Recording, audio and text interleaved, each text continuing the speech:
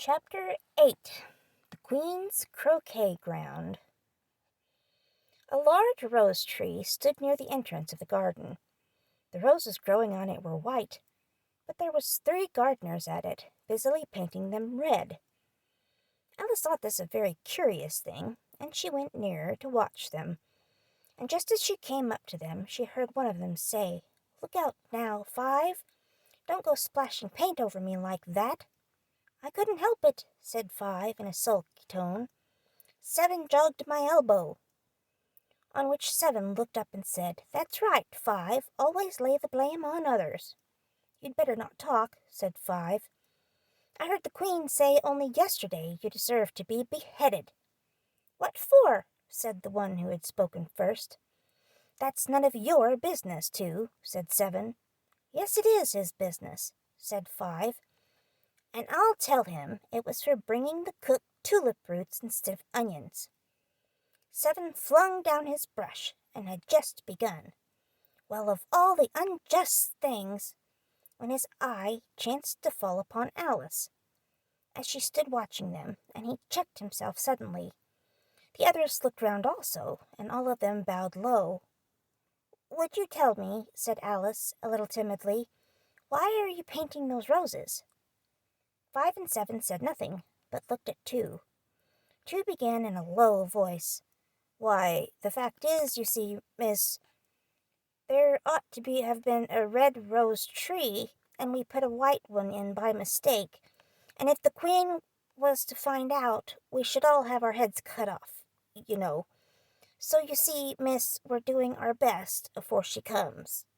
To At this moment 5, who had been anxiously looking across the garden, called out, "The Queen! The Queen!" And the 3 gardeners instantly threw themselves flat upon their faces. There was a sound of many footsteps, and Alice looked round, eager to see the Queen. First came 10 soldiers carrying clubs. These were all shaped like the 3 gardeners, oblong and flat, with their hands and feet at the corners. Next the 10 courtiers.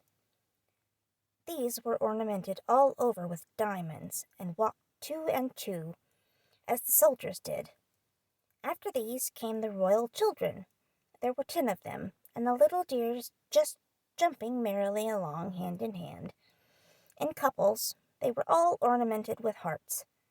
Next came the guests, mostly kings and queens, and among them Alice recognized the White Rabbit. It was talking in a hurried, nervous manner, smiling at everything that was said, and went by without noticing her. Then followed the Knave of Hearts, carrying the king's crown on a crimson velvet cushion. And last of all this grand procession came the King and Queen of Hearts. Alice was rather doubtful whether she ought to not lie down on her face like the 3 gardeners, but she could not remember ever having heard of such a rule at processions. And besides, what would be the use of a procession, thought she, if people all had to lie down upon their faces so that they couldn't see it? So she stood still where she was, and waited. When the procession came opposite to Alice, they all stopped and looked at her. And the Queen said severely, "Who is this?" She said it to the Knave of Hearts, who only bowed and smiled in reply. "Idiot!" said the Queen, tossing her head impatiently, and turning to Alice, she went on, "What's your name, child?" "My name is Alice, so please, your Majesty," said Alice very politely, but she added to herself, "Why, they're only a pack of cards after all. I needn't be afraid of them." "And who are these?" said the Queen, pointing to the 3 gardeners who were lying around the rose tree. For you see, as they were lying on their faces, and the pattern on their backs was the same as the rest of the pack, she could not tell whether they were gardeners, or soldiers, or courtiers, or 3 of her own children. "How should I know?" said Alice, surprised at her own courage. "It's no business of mine." The Queen turned crimson with fury, and after glaring at her for a moment like a wild beast, screamed, "Off with her head! Off!" "Nonsense!" said Alice very loudly and decidedly, and the Queen was silent. The king laid his hand upon her arm and timidly said, "Consider, my dear, she was only a child." The queen turned angrily away from him and said to the knave, "Turn them over." The knave did so, very carefully with one foot. "Get up," said the queen, in a shrill, loud voice, and the three gardeners instantly jumped up and began bowing to the king, the queen, the royal children, and everybody else. "Leave off that," screamed the queen. "You make me giddy." And then, turning to the rose tree, she went on, "What have you been doing here?" "May it please your majesty," said Two, in a very humble tone, going down on one knee as he spoke, "we were trying—" "I see," said the queen, who had meanwhile been examining the roses. "Off with their heads!" And the procession moved on, three of the soldiers remaining behind to execute the unfortunate gardeners, who ran to Alice for protection. "You shan't be beheaded," said Alice as she put them into a large flower pot that stood near. The three soldiers wandered about for a minute or two, looking for them, and then quietly marched off after the others. "Are their heads off?" shouted the queen. "Their heads are gone, if it please your majesty," the soldiers shouted in reply. "That's right," shouted the queen. "Can you play croquet?" The soldiers were silent, and looked at Alice, as the question was evidently meant for her. "Yes," shouted Alice. "Come on, then," roared the queen, and Alice joined the procession, wondering very much what would happen next. It's a very fine day," said a timid voice at her side. She was walking by the white rabbit, who was peeping anxiously into her face. "Very," said Alice. "Where's the Duchess?" "Hush, hush," said the rabbit in a low, hurried tone. He looked anxiously over his shoulder as he spoke, and then raised himself upon tiptoe, put his mouth close to her ear, and whispered, "She's under sentence of execution." "What for?" said Alice. "Did you say what a pity?" the rabbit asked.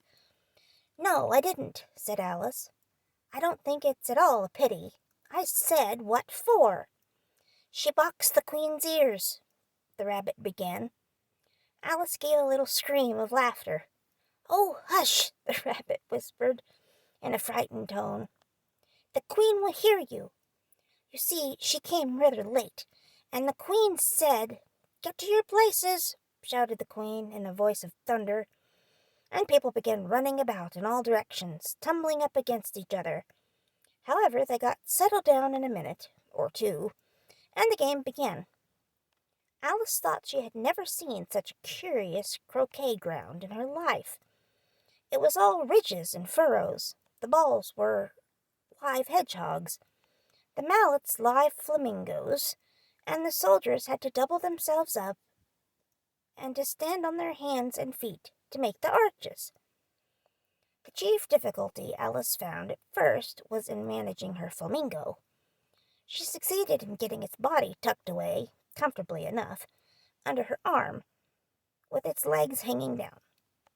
But generally, just as she had got its neck nicely straightened out, and was going to give the hedgehog a blow with its head, it would twist itself round and look up in her face with such a puzzled expression that she could not help bursting out laughing. And when she had got its head down, it was going to begin again. It was very provoking to find that the hedgehog had unrolled itself and was in the act of crawling away. Besides all this, there was generally a ridge or furrow in the way, wherever she wanted to send the hedgehog to. And as the doubled-up soldiers were always getting up and walking off to other parts of the ground, Alice soon came to the conclusion that it was a very difficult game indeed.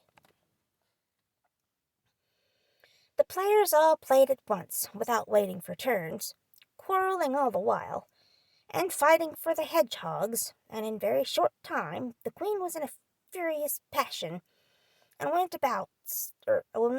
stomping about, and shouting, "Off with his head!" or "Off with her head!" about once in a minute. Alice began to feel very uneasy, to be sure. She had not as yet had any dispute with the queen, But she knew that it might happen any minute.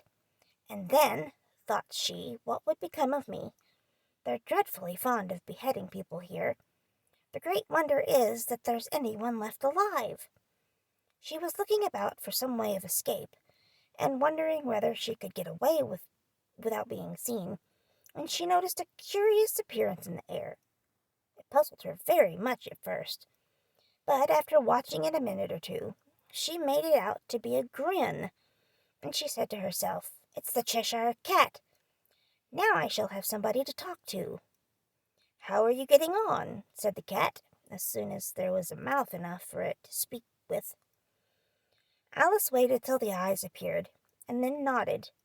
"It's no use speaking to it," she thought, "till its ears have come, or at least one of them." In another minute the whole head appeared, and then Alice put down her flamingo and began an account of the game, feeling very glad she had someone to listen to her. The cat seemed to think that there was enough of it now in sight, and no more of it appeared.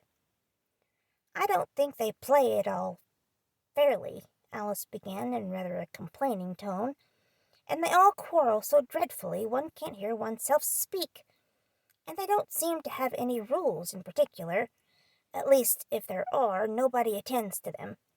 And you've no idea how confusing it is, all the same things being alive. For instance, there's the arch I've got to go through next walking about... Oh, there's the arch I've got to go through next, walking about in the other end of the ground, and I should have croqueted the Queen's hedgehog just now, only it ran away when it saw mine coming." "How do you like the Queen?" said the cat in a low voice. "Not at all," said Alice. "She's so extremely—" Just then she noticed that the Queen was close behind her, listening, so she went on, "Likely to win, that it's hardly worth while finishing the game." The Queen smiled and passed on. "Who are you talking to?" said the King, going up to Alice and looking at the cat's head with great curiosity. "It's a friend of mine, a Cheshire cat," said Alice. "Allow me to introduce it." "I don't like the look of it at all," said the King. "However, it may kiss my hand if it likes." "I'd rather not," the cat remarked. "Don't be impertinent," said the King, "and don't look at me like that." He got behind Alice as he spoke. "A cat may look at a king," said Alice. "I've read that in some book, but I don't remember where." "Well, it must be removed," said the King very decidedly, and he called the Queen, who was passing at the moment. "My dear, I wish you would have this cat removed." The Queen had only one way of settling all difficulties, great or small. "Off with his head," she said, without even looking around. "I'll fetch the executioner myself," said the King eagerly, and he hurried off. Alice thought she might as well go back and see how the game was going on, as she heard the Queen's voice in the distance, screaming with passion. She had already heard her sentence 3 of the players to be executed for having missed their turns, and she did not like the look of things at all, as the game was in such confusion that she never knew whether it was her turn or not. So she went in search of her hedgehog. The hedgehog was engaged in a fight with another hedgehog, which seemed to Alice an excellent opportunity for croqueting one of them with the other. The only difficulty was that her flamingo was gone across to the other side of the garden, where Alice could see it trying in a helpless sort of way to fly up into a tree.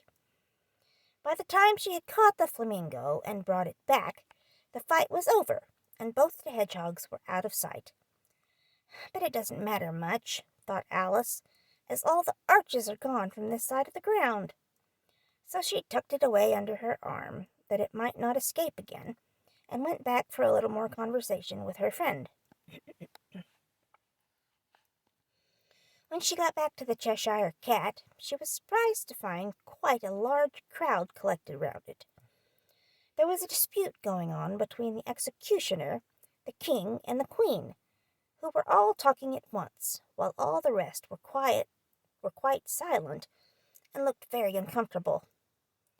The moment Alice appeared, she was appealed to by all three to settle the question, and they repeated their arguments to her, though, as they all spoke at once, she found it very hard indeed to make out exactly what they said.